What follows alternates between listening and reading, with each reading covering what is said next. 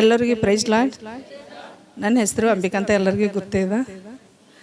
ಆದರೆ ನಾ ಈ ಸ್ಥಳದಲ್ಲಿ ನಿಂತು ನನ್ನ ಸಾಕ್ಷಿ ಹೇಳಬೇಕಾದ್ರೆ ಇದು ದೇವರ ಕೃಪೆ ಅಂತ ನಾನು ಹೇಳ್ತಾ ಇದ್ದೀನಿ.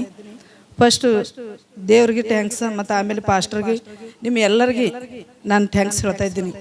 ಯಾಕಂದರೆ ನಾ ಯಾವುದೋ ಒಂದು ಕಷ್ಟ ಆಗಲಿ ದುಃಖ ಆಗಲಿ ನಾನು ನನ್ನ ಕುಟುಂಬದವರಿಗೆ, ನನ್ನ ರಕ್ತ ಸಂಬಂಧಿಕರಿಗೂ ನಾನು ಯಾರಿಗೂ ಹೇಳ್ಕೊಳ್ಳಲ್ಲ.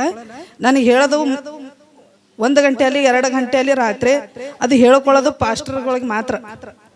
ಯಾಕಂದ್ರೆ ಪಾಸ್ಟರ್ಗಳಿಗೆ ನಾನು ಹೇಳ್ದಂದ್ರೆ ನನಗೋಸ್ಕರ ನೀವೆಲ್ಲರೂ ಸಭೆದಾಗ ಪ್ರಾರ್ಥನೆ ಮಾಡ್ತಿದ್ದೀರಂತ ನಾನು ನಂಬ್ತಾ ಇದ್ದೀನಿ. ಯಾಕಂದರೆ ಈಗ ನಾ ಹೇಳೋದು ಸಾಕ್ಷಿ ಏನಂತಂದರೆ, ನನ್ನ ಜೀವಿತದಲ್ಲಿ ದೇವರು ಬಹಳಷ್ಟು ಒಳ್ಳೆ ಕಾರ್ಯ ಮಾಡಿದಾನ. ನಾನು ನಂಬಿದಾಗಲಿಂದಲೂ ಕೂಡ ದೇವರು ನನಗೆ ಬಹಳಷ್ಟು ಒಳ್ಳೆ ಕಾರ್ಯ ಮಾಡಿದಾನ.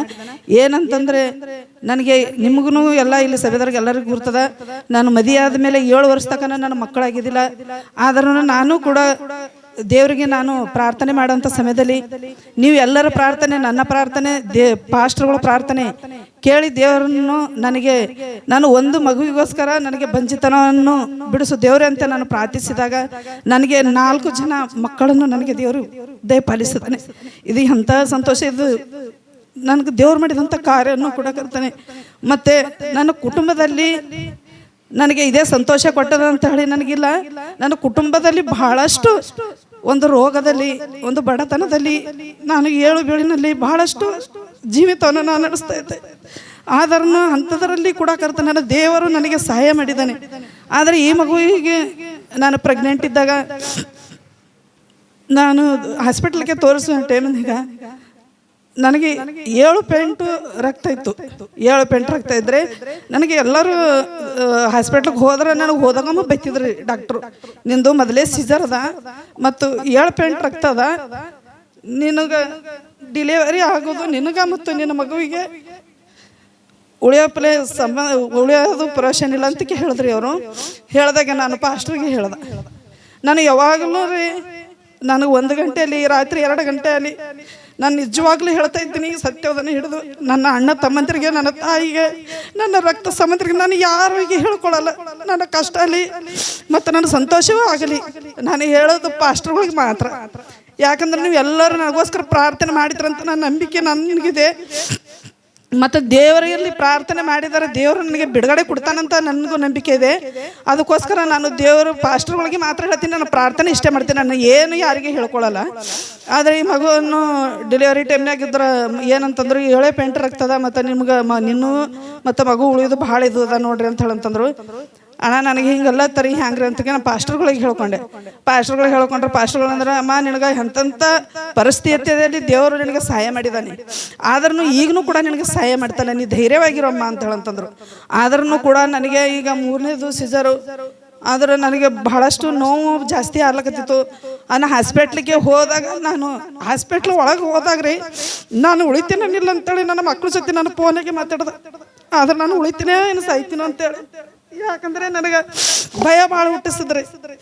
ಆದ್ರೂ ಕೂಡ ದೇವರು ಸಹಾಯ, ಪಾಸ್ಟರ್ಗಳ ಪ್ರಾರ್ಥನೆ, ನಿಮ್ಮೆಲ್ಲರ ಪ್ರಾರ್ಥನೆಯಿಂದ ನಾನು, ನನ್ನ ಮಗು, ನನ್ನ ಕುಟುಂಬವನ್ನು ಎಲ್ಲರನ್ನು ಸಂತೋಷವಾಗಿ ಇವತ್ತಿನ ದಿನದಲ್ಲಿ ನಾನು ಸಭೆಯಲ್ಲಿ ಸಾಕ್ಷಿ ಹೇಳ್ತಾ ಇದ್ದೀನಿ. ಇದು ಎಲ್ಲನೂ ದೇವರು ಮಾಡಿದಂಥ ಕೃಪೆಯಾಗಿದೆ. ಆದ್ರೂ ತಂದೆ ತಾಯಿ ಅಣ್ಣ ತಮ್ಮಂದಿರನ್ನು ಯಾರು ಕೈ ಬಿಟ್ರೂ ದೇವರು ಕೈ ಬಿಡಲ್ಲಂತ ಇದು ಶಾಶ್ವತವಾದಂಥ ನಂಬಿಕೆ, ವಿಶ್ವಾಸದಿಂದ ನಾನು ಹೇಳ್ತಾ ಇದ್ದೀನಿ. ನಾನು ಹಾಸ್ಪಿಟ್ಲ್ ಬಂದಾಗಲಿಂದಲೂ ನಮ್ಮ ಮನೆಯಲ್ಲಿ ಎಲ್ಲರಿಗೆ ಅನಾರೋಗ್ಯ ಕಾಡ್ತಾ ಇತ್ರಿ, ಮತ್ತು ಎಲ್ಲರಿಗೆ ಆರಾಮ್ ತಪ್ಪಿತ್ತು.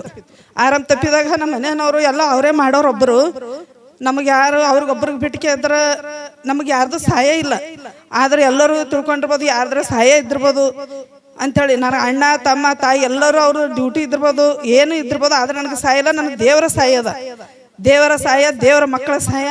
ಮತ್ತು ನಾನು ಹಾಸ್ಪಿಟ್ಲಾಗ ಇದ್ದರೂ ಕೂಡ ನನ್ನ ದೇವರ ಮಕ್ಕಳನ್ನು ಬಂದು ನನಗೆ ಪ್ರಾರ್ಥನೆ ಮಾಡಿ ನನಗೆ ಸಹಾಯ ಮಾಡಿ ನೀವು ಹೋಗಿದ್ರಿ ಎಲ್ಲರೂ, ನನಗೆ ಭಾಳ ಸಂತೋಷ. ಇದನ್ನು ಯಾವಾಗಲೂ ಇದೆ ಅಂತ ಇದ್ದೀನಿ ರೀ, ನಮ್ಮ ಅಕ್ಕಂದಿರಾಗಲಿ ನಮ್ಮ ಅಣ್ಣಂದಿರಿಗಾಗಲಿ, ನೀವೆಲ್ಲರನ್ನು ಬಿಟ್ಟರು ನನಗೆ ದೇವರ ಮಕ್ಕಳು ಯಾವಾಗಲೂ ಬಿಡಲ್ಲ ಅಂತ ಹೇಳ್ತಾ ಇದ್ದೀನಿ ನಾ.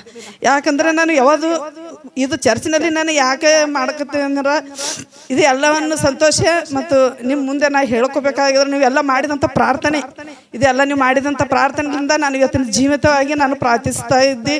ಮತ್ತು ಈ ಸಭೆಯಲ್ಲಿ ಬಂದು ನಾನು ಸಾಕ್ಷಿ ಹೇಳ್ತಾ ಇದ್ದೀನಿ. ಅದೇ ರೀತಿಯಾಗಿ ಒಂದು ಇನ್ನೊಂದು ದೇವ್ರು ಭಾಳ ಉಪಕಾರನ ಮಾಡಿದ್ದಾರೆ ನಮಗೆ ರೀ. ನಾವು ಅಂದ್ರೆ ನನ್ನ ಆಸೆ ಏನಪ್ಪ ಅಂತಂದ್ರೆ ಯಾವಾದ್ರೆ ಒಂದು ಜಾಗ ತಗೋಬೇಕು ಅಂತೇಳಿ ನಾನು ಪ್ರಾರ್ಥನೆ ಮಾಡ್ತಾಯಿದ್ದೆ. ಪ್ರಾರ್ಥನೆ ಮಾಡಿದರೆ ನನ್ನೊಂದು ಎಷ್ಟು ರೀ ನಂದು ಅಂದ್ರೆ ನನ್ನ ತಂದೆ ನನ್ನ ತಾಯಿ ಮತ್ತು ಅಂದ್ರೆ ನನ್ನ ತಂದೆ ಅಂತ ತೀರ್ಕೊಂಡು ಹೋದರು. ನಮ್ಮ ಅಣ್ಣಾರು ಅದು ಏನರ ಸಹಾಯ ಮಾಡ್ಬೋದು, ನನಗೆ ಇಸ್ಕೊಡ್ಬೋದಪ್ಪ ಅಂಥೇಳಿ ನಾನು ಇದು ಆಲೋಚನೆಯಿಂದ ನಾನು ಪ್ರಾರ್ಥನೆ ಮಾಡ್ತಾಯಿದ್ರಿ. ನಾ ಇಲ್ಲದೆ ಆಲೋಚನೆ ಇಟ್ಕೊಂಡು ನಾನು ಪ್ರಾರ್ಥನೆ ಮಾಡ್ತಾಯಿದ್ದೆ, ನನಗೆ ಯಾರೇ ಇವರೇ ಸಹಾಯ ಮಾಡ್ತಿರ್ಬೋದಪ್ಪ. ಯಾಕಂದರೆ ನನ್ನ ಗಂಡನ ಮನೆಯಲ್ಲಿ ನನಗೆ ನಾನು ಇವತ್ತು ದಿನದಲ್ಲಿ ನಾನು ಹೇಳ್ತಾ ಇದ್ದೀನಿ, ನನ್ನ ಗಂಡನ ಮನೆ ಅಂತಾರೆ 3 ಅಂತಸ್ತು ಬಿಲ್ಡಿಂಗ್ ಅದ ರೀ. ಆದ್ರೆ ಅವರು ಒಂದು ಚಪ್ಪಲ್ ಇಡುವಂಥ ಜಾಗ ಒಂದು ಸ್ಟೈಲ್ ಹಾಕಿದ ಒಂದು ರೂಮ್ ಅದ. ಅಂಥ ರೂಮ್ ಬಿಟ್ಟು ನಾವು ಅದಕ್ಕೆ ಇಲ್ಲಿದ್ದಾವ ಅಂತಂದ್ರೆ ಅವ್ರು ಏನು ಹೇಳ್ತಾ ಇದ್ರಿ ಗೊತ್ತದ ರೀ, ನಮಗೆಲ್ಲಷ್ಟು ಬಿಟ್ಟು ನೀವು ನಮ್ಮ ಹಾಗೆ ನೀವು ಇರಬೇಕು, ನಿಮಗೆಲ್ಲಷ್ಟು ಗೊತ್ತಿದಲ್ರಿ ಎಲ್ಲ ಮುಸ್ಲಿಮರ ಮಂದಿ ಹೆಂಗಿರ್ತಾರೆ ಹೆಂಗಿಲ್ಲ ಅಂಥೇಳಿ ಹಂಗೆ ಎಲ್ಲ ಇದು ಬೀಳ್ಬೇಕು ನಮಾಜ್ ಬೀಳ್ಬೇಕು ಅಂತ ಎಲ್ಲ ಹೇಳಿದ್ರು ಅವ್ರು. ಹೇಳಿದ್ರೆ ನನಗೆ ದೇವ್ರು ಮಾಡಿದಂಥ ಕಾರ್ಯವನ್ನು ಬಿಟ್ಟು ನನಗೆ ಹೋಗ್ಲಿಕ್ಕೆ ಮನಸ್ಸಿಲ್ಲ. ಯಾಕಂದ್ರೆ ಅದು ಮನೆ ನೋಡ್ಬೇಕಾದ್ರೆ ನಾನು ಎಲ್ಲಷ್ಟು ಬಿಟ್ಟು ಹೋಗಬೇಕು. ಆದ್ರೆ ದೇವ್ರು ಮಾಡಿದಂಥ ಕಾರ್ಯವನ್ನು ಮರಿಲಾರಂಥ ಕಾರ್ಯದ ಇದ್ದರು. ನನಗೆ ಮನೆಯದು ಏನೋ ಆಸೆ ಇಲ್ಲಪ್ಪ, ಇದ್ರಾಗೆ ಇರಮಿ. ಮತ್ತು ಯಾವಾಗ ನನಗೆ ಯಾರೇ ಸಹಾಯ ಮಾಡಂಗಿದ್ರು ಇಲ್ಲ ಅಂದ್ರೆ ನನ್ನ ಆಸೆ ನಮ್ಮ ತವ್ರ ಮನೆ ಕಡೆ ಇತ್ತು ಬಿಡ್ರಿ, ಅವರೇ ಇಸ್ಕೊಡ್ತಾರಂತ ಅಷ್ಟೇ ನಾನು ಪ್ರಾರ್ಥನೆ ಮಾಡ್ತಾಯಿದ್ದೆ. ಅಷ್ಟೇ ಪ್ರಾರ್ಥನೆ ಮಾಡೋದ್ರ ಮೇಲೆ ದೇವ್ರು ಏನು ಮಾಡಿದಾರೆ, ನಮ್ಮ ಅತ್ತೆಯವರು ಅವ್ರ ಜಾಗ ಇಸ್ಕೊಟ್ರು. ಅಂದ್ರೆ ಅವ್ರು ಏನು ಹೇಳ್ತಾ ಇದ್ರು, ನೀ ನಮ್ಮದು ಧರ್ಮದಲ್ಲೇ ಇಲ್ಲ, ನಾವು ಯಾಕೆ ಇಸ್ಕೊಡಮೆ ಅಂತ ಅಂದಿರೋರು. ಆದ್ರೂ ಕೂಡ ಇದು ದೇವ್ರು ಎಂಥ ಕಾರ್ಯ ಮಾಡಿದಾನೆ. ಇದು ಕಟುಗರನ್ನ ಹೃದಯನ ಕದಲಿಸುವಂಥ ದೇವರು, ಅದು ಇದನ್ನು ನನಗೆ ರುಜುಪಡಿಸ್ಯಾನ ದೇವರು. ಆದ್ರೂ ದೇವರು ಅವರು ಏನು ಅವ್ರಿಗೆ ಮಾರ್ಪಡಿಸಿ ಅವ್ರ ಮನಸ್ಸುಗಳನ್ನು ಚೇಂಜ್ ಆಗಿ ನನಗೇನು ಒಳ್ಳೆ ಮನೆಯನ್ನು ಅವ್ರು ಇಸ್ಕೊಟ್ಟಿಲ್ಲ. ಅಂದ್ರೆ ನಾನು ಇದ್ದಂಥ ಸ್ಥಳದಲ್ಲಿ ನಾನು ಪ್ರಾರ್ಥನೆ ಮಾಡ್ತಾ ಇದ್ದೆ. ಇದೇ ಸ್ಥಳದಲ್ಲಿ ನಾನು ಭಾಳ ವರ್ಷ ಆಯ್ತು ನಾ ಇದ್ದು. ಆದರೆ ದೇವರೇ ಯಾವ ಸ್ಥಳದಲ್ಲಿ ನನಗೆ ಸಹಾಯ ಮಾಡ್ತೀಯಪ್ಪ ಅಂತ ನಾನು ಇಷ್ಟೇ ಪ್ರಾರ್ಥನೆ ಮಾಡ್ತಾ ಇದ್ದೆ. ಅದು ಪಾಸ್ಟರ್ ಅಂಬರ್ ಒಂದು ಸಾರಿ ಹೇಳಿದ್ರು ನನಗೆ. ಉಷಾ ಮತ್ತು ಗೆಳತಿಯರಿ ಮಾಡ್ಕೋತಿದ್ರಿ, ನಮ್ಮ ಮನೆ ಸಣ್ಣದಿತ್ತು, ಆದ್ರೆ ನಮ್ಮ ಮನೆಯಲ್ಲಿ ಜಾಗ ಇಲ್ಲ ಅಂಥೇಳಿ ಅವರು ಗೆಳತಿಯರಿಗೆ ಕರ್ಕೊಂಡು ಬರ್ತಿದ್ದಿಲ್ಲ. ನಾವು ಪ್ರಾರ್ಥನೆ ಮನೆ ಒಂದಗೋಸ್ಕರ ಪ್ರಾರ್ಥನೆ ಮಾಡಿದ್ರೆ ನಮ್ಗೆ ಇಷ್ಟೆಲ್ಲ ಜಾಗ ಕೊಟ್ರದ ಪಾಸ್ಟರ್ ಅಮ್ಮರು ಹೇಳಿದ್ರು ನನಗೆ. ಅದನ್ನು ನಾನು ನೆನಪಿಟ್ಟು ನಾನು ದೇವ್ರು ನನಗೆ ಕೊಡ್ತಾನಂತ ನನಗೆ ಖಂಡಿತವಾಗಿ ಇರ್ತಿತ್ರಿ. ಆದ್ರೆ ನಾನು ಪ್ರಾರ್ಥನೆ ಮಾಡಿದಾಗ ನಮ್ಮ ಅತ್ತೆ ಅವ್ರು ಎಲ್ಲರೂ ಮನಸ್ಸು ಚೇಂಜ್ ಆಗಿ ಅವರೇ ಬಂದಕ್ಕೆ ಇದ್ರೆ ನಮಗೆ ಒಂದು ಜಾಗ ಇಸ್ಕೊಟ್ರು. ಇದು ಎಲ್ಲವನ್ನು ಸಂತೋಷವನ್ನು ಯಾಕೆ ಹೇಳ್ಕೊತಾ ಇದ್ದೀನಿ ಅಂದ್ರೆ, ಇದು ದೇವ್ರು ಮಾಡಿದಂಥ ಕಾರ್ಯ, ನೀವು ಮಾಡಿದಂಥ ಪ್ರಾರ್ಥನೆ ಅಂತ ನಾವು ನಿಮ್ಮ ಮುಂದೆ ಈ ಚಿಕ್ಕ ಸಾಕ್ಷಿಯನ್ನು ಹೇಳ್ತಾ ಇದ್ದೀನಿ.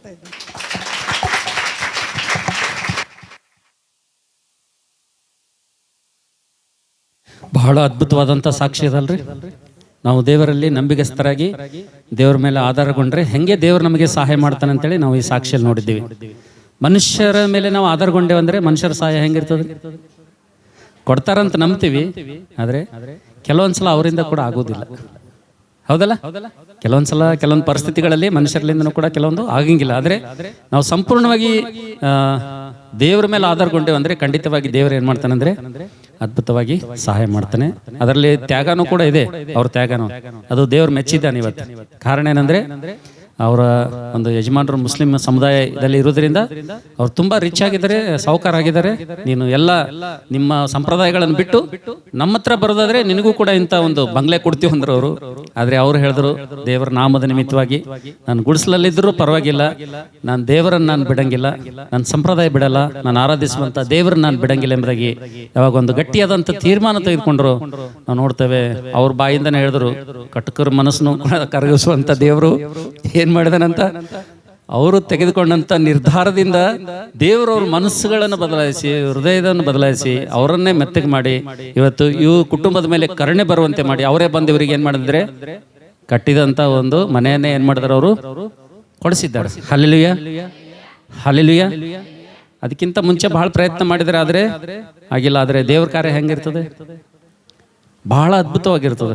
ಅದಕ್ಕೋಸ್ಕರಾಗಿ ಇಲ್ಲಿ ಕೂತವರಲ್ಲಿ ಯಾರಿಗಾದ್ರು ಒಂದ್ ವೇಳೆ ಇನ್ನೂ ಕೂಡ ನಿಮಗೆ ಸ್ವಂತ ಸ್ಥಳ ಇಲ್ಲಪ್ಪ ಅಂತಂದ್ರೆ, ಸ್ವಂತ ಮನೆ ಇಲ್ಲಪ್ಪ ಅಂತಂದ್ರೆ, ಒಂದೇನೋ ಕಷ್ಟಪಡ್ತಾ ಇದ್ರಪ್ಪ ಅಂತಂದ್ರೆ ಖಂಡಿತವಾಗಿ ನೀವು ಈ ಮಾತನ್ನ ನಂಬ್ರಿ, ದೇವ್ರ ಮೇಲೆ ಆಧಾರಗೊಳ್ರಿ. ಖಂಡಿತವಾಗಿ ನೀವು ಯಾವ ಸ್ಥಳದಲ್ಲಿ ಇದ್ದೀರಿಲ್ಲ ಆ ಸ್ಥಳದಲ್ಲೇ ದೇವ್ರು ನಿಮ್ಮನ್ನು ಮೇಲೆ ಎತ್ತುತ್ತಾನ ಆ ಜನಾಂಗದ ಮಧ್ಯದಲ್ಲಿ. ಹಲ್ಲೆಲೂಯಾ. ಸೊ ನಂಬಿದವರು ಗಟ್ಟಿಯಾಗಿ ಒಂದು ಆಮೇಲೆ ಹೇಳ್ತೀರಾ? ದೇವ್ರ ನಾಮಕ್ಕೆ ಸ್ತೋತ್ರವಾಗಲಿ. ಸೊ ಈ ಸಮಯದಲ್ಲಿ